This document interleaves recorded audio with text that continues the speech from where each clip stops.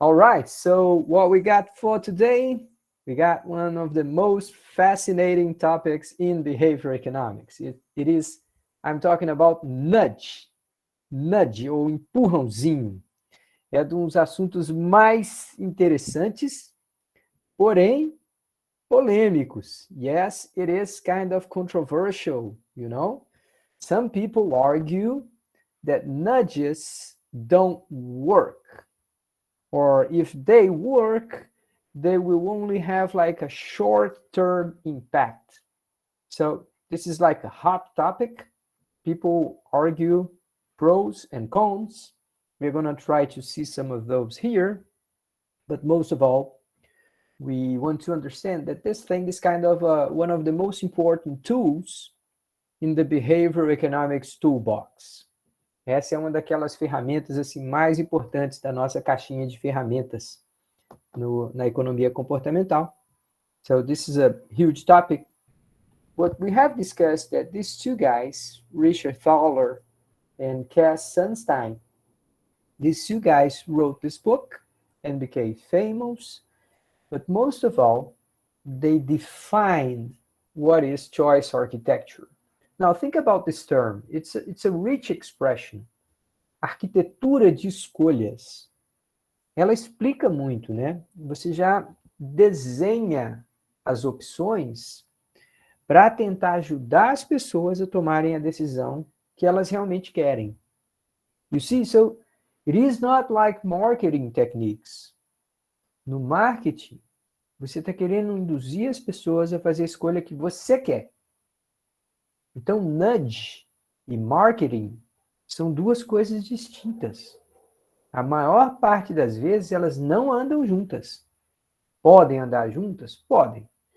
Se você estiver realmente tentando fazer o bem através do seu produto, através do seu serviço. Mas, grande parte das vezes, as técnicas de marketing não estão pensando no seu bem. Elas estão pensando no bem do fabricante, do vendedor. Né? E muitas vezes há aí um conflito entre as duas coisas. All right, so nudge is about helping people making better decisions for themselves. And we've shown you lots of examples about those. So here is like the men's room, né? No mictório masculino, vai lá, coloca um adesivozinho de uma mosca. As soon as the guy looks at this, he's going to laugh it. I mean, he's going to laugh, he's going to say, yeah, this is a joke, it's a funny one, yeah, I like that one. And sometimes if they are in a bar or in a restaurant, the person will come back and make a comment, make a joke, say, oh, that's fantastic, that's hilarious, or something like that. So, and it helps people being a little bit more careful, right? No loss at all. This one we have discussed so far. We have also talked about this one. This is an incredible one. I'm fascinated with this one, you know? It's so simple, yet it is so powerful. Because, I mean, it's well executed, right? Essa é bonito, alegra o ambiente, coloca um pouco de humor na vida da pessoa e fala, olha, introduz aí um pouquinho de movimento na sua vida, é melhor para você e tal. All right, so this is about what nudge is about, right? So we had lots of examples here. Sometimes the most important thing is the timing. Sometimes it is how things are presented. But you want to help people make decisions. You don't want to go that far, all right?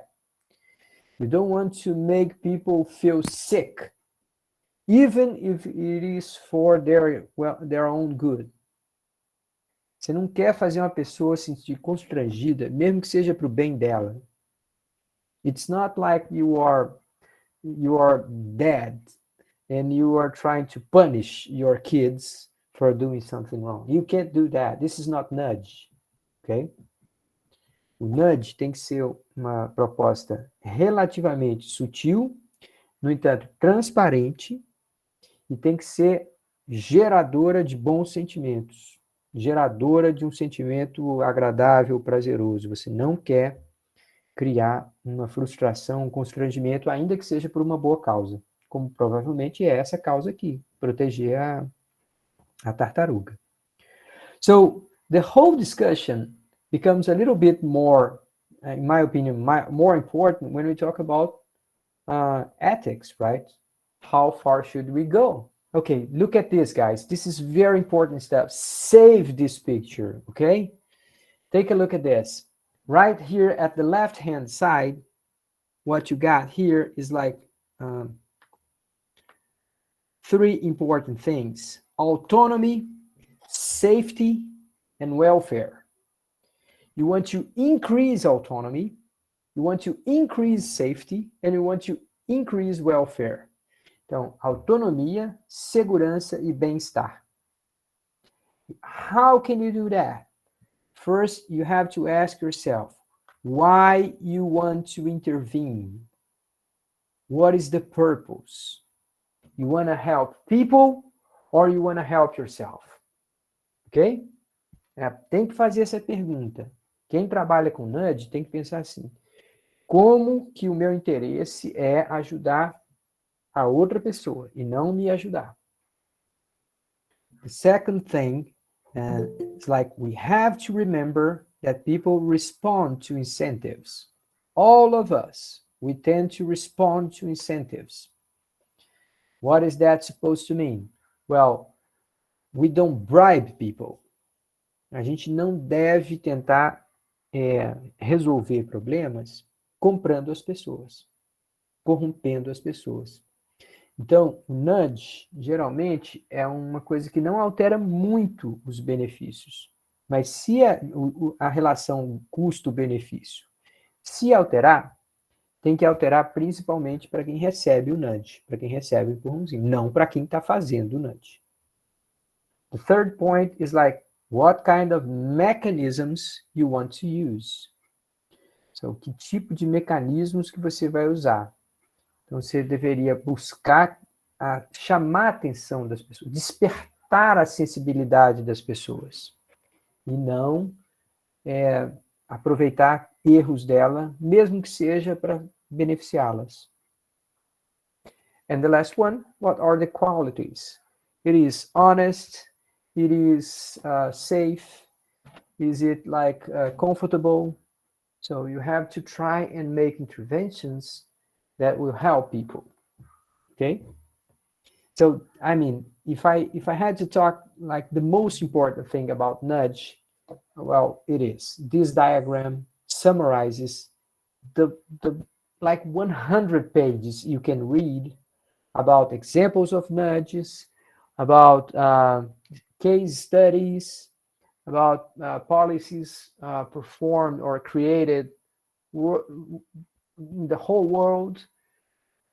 This is like the big message. A principal mensagem é essa, é que se você quer fazer nudge, se você quer criar estímulos ou ajudas às pessoas nas suas tomadas de decisões, você precisa se guiar por um padrão ético elevado. Right?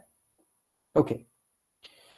Then we talked a little bit more about sludge. Sludge é o oposto do nudge. É quando alguém quer impedir de você fazer aquilo que você realmente quer. And many times, these guys use the knowledge they have about behavior economics against you. They want to use knowledge of behavior economics against people. And the most obvious way to see that is when you have to make a phone call to cancel some sort of subscription.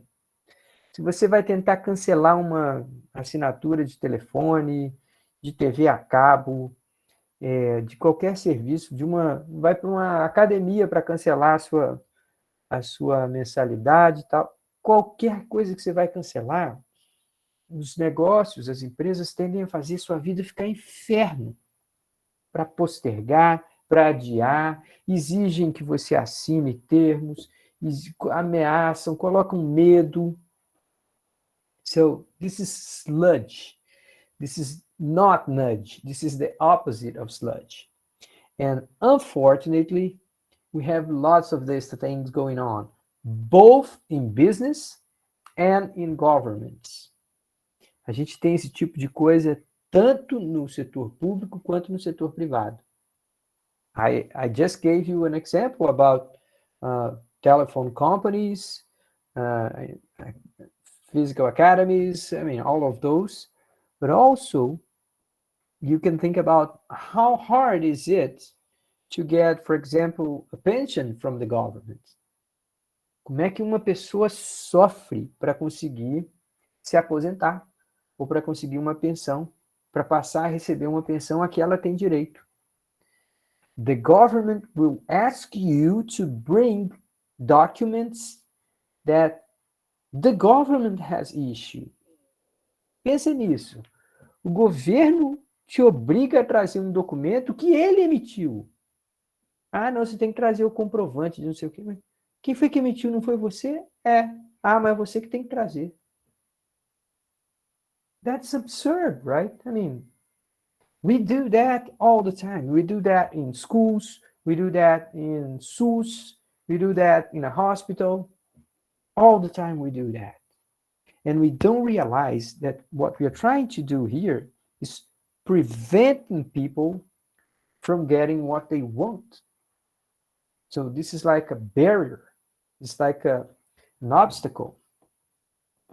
So, infelizmente, a gente tem muito sludge por aí. Ele pode estar disfarçado de burocracia, procedimentos complicados, longo tempo de espera, aprovação, validação em várias etapas. They know that many of us will give up and just keep going, paying them. All right? So this is like the bad side of nudge. All right? Bad. So let me give you another example, okay? You are renting a car. Suppose you are renting a car. And then the salesperson will tell you something like this. Are you sure that you're not going to purchase the standard insurance? O cara fala assim, você tem certeza que você não vai comprar o nosso seguro padrão? Olha, porque todo mundo aqui compra. And then you feel like, oh yeah, maybe I should buy that. You see, the way they frame it, na maneira como eles apresentam a questão, eles criam medo em você e não aceitar uma proposta. So, when you see that, you can call it sludge right away, okay? Framing effect, planning fallacy, you know, they deal with the fact, oh, you have to call some other time, or you have to call from 8 to 5, or they know you're going to postpone it. And they kind of count on it.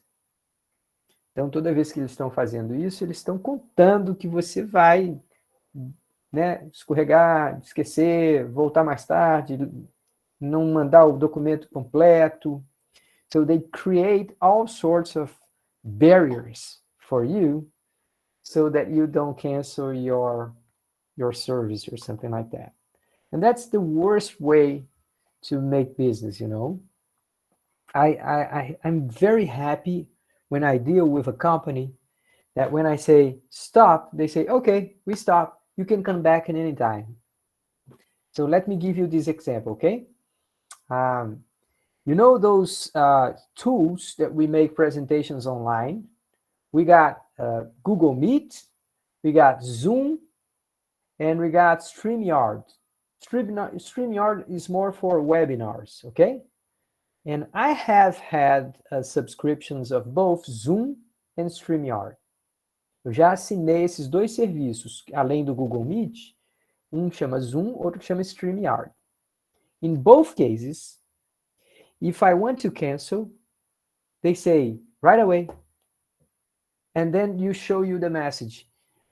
You can cancel right away, just press this button, or you can just pause your subscription. Eles falam a opção assim, ó, você pode cancelar, é só apertar esse botão, ou se você quiser, você pode pausar essa sua assinatura. Pausar por 3 meses, para voltar a usar depois. Aí, daqui a 3 meses, volta automático. And then if you ask, okay, if I pause, will I pay? No, you don't have to pay. Will I have to pay something extra later? No. Can I cancel after the pause? Yes. Então, eles te oferecem uma opção assim, ó, você pode pausar. Você não paga nada, fica por 3 meses, e se você quiser esperar esses 3 meses e depois cancelar finalmente, pode também. All right, so they make it easy. And they say, look, I'm trying to be fair with you here, okay? If you want, you can cancel. If you don't, it's okay. And the same thing happened with Zoom. No Zoom, eu cancelava a inscrição e eles falaram assim, tá, a sua assinatura está cancelada. Se você quiser reativá-la, simplesmente volte para essa página e aperte o botão. Pronto. Imediatamente. Um botãozinho você apertou. Sem conversar com ninguém, sem ligar para ninguém, sem mandar cópia para ninguém de nada. So, it's a different approach, right? The opposite of this, right? I hate when I see sludge, and unfortunately, I see lots and lots of sludge all the time around me, okay? Let me just give you one last information here. This word here, overload of information. You guys understand that? Overload information.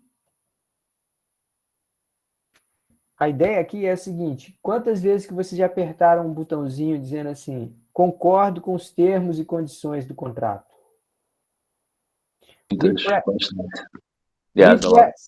We press that button all the time, and we don't even look.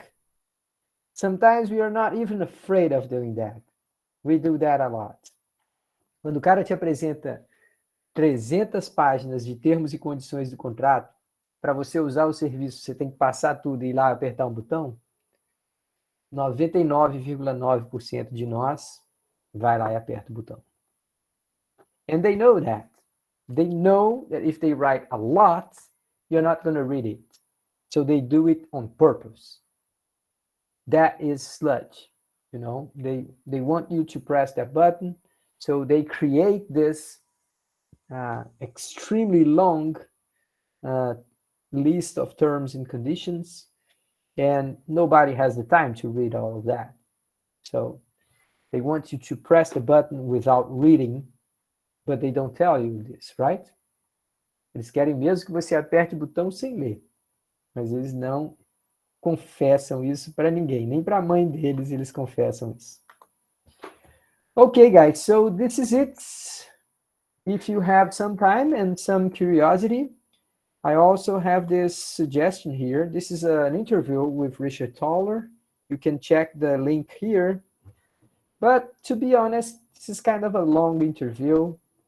And I don't think that Richard Thaler was in his best day this day. So he was like kind of, answering the question like this. But yeah, it is informative. And you understand why these guys decided to write a new version of the book, adding up all the discussion about sludge. Pessoal, obrigado, boa noite para todos e todas.